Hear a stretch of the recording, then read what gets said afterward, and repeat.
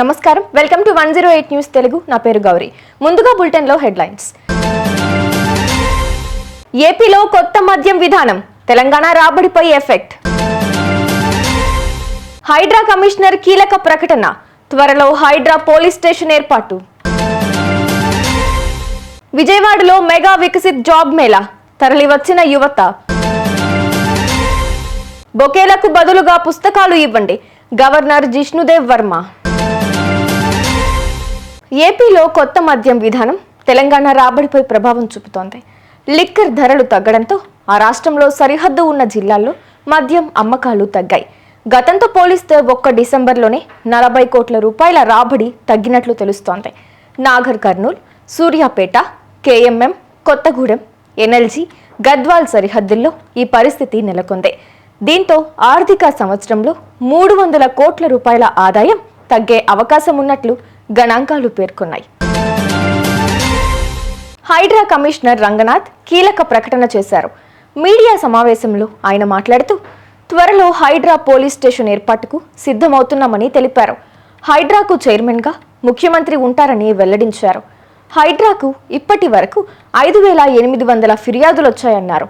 మున్సిపాలిటీలలో అనధికార లేదా అక్రమ నిర్మాణాలపై ఎక్కువగా ఫిర్యాదులు వచ్చినట్లు చెప్పారు. హైడ్రా ఇప్పటి వరకు 200 ఎకరాల భూమిని కాపాడినట్లు చెప్పారు. ఇప్పటి వరకు 8 చెరువులను, 12 పార్కులను కాపాడిందని తెలిపారు. చెరువులకు సంబంధించి 2000 సంవత్సరం నుంచి 2024 సంవత్సరం వరకు చిత్రాలను సేకరిస్తున్నట్లు చెప్పారు. విజయవాడలో మెగా వికసిత్ పేరుతో జాబ్ మేళా జరిగింది. ఎంపీ కేసినేని చిన్ని, ఎమ్మెల్యేలు బోండా ఉమ, గద్దె రామ్మోహన్లు ఈ జాబ్ మేళాను ప్రారంభించారు. ఈ కార్యక్రమంలో వివిధ రంగాలకు చెందిన 60 కంపెనీలు పాల్గొన్నాయి.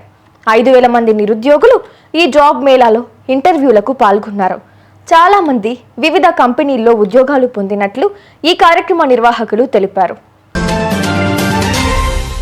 పుస్తకాలను నమిలి మింగేయాలనేంత క్షుణ్ణంగా చదవాలని తెలంగాణ గవర్నర్ జిష్ణుదేవ్ వర్మ అన్నారు. హైదరాబాద్ బుక్ ఫెయిర్లో మాట్లాడారు. శుభకార్యాలకు వెళ్ళినప్పుడు బొకేలకు బదులుగా పుస్తకాలు ఇవ్వాలని సూచించారు. విశ్వం గురించి తెలియాలంటే పుస్తకాలు చదవాల్సిందేనని అన్నారు. మానవ నాగరికత వర్ధిల్లినంత కాలం పుస్తకాలుంటాయి. ఈ బుక్స్ కంటే పుస్తకాల్లోనే మజా ఉంటుంది అని పేర్కొన్నారు. చూసారుగా, ఇవి ఇవాల్టి బులెటిన్ అప్డేట్స్. మరో బులెటిన్తో మళ్ళీ మీ ముందుకు వస్తాను. అంతవరకు కీప్ వాచింగ్ 108 న్యూస్ తెలుగు.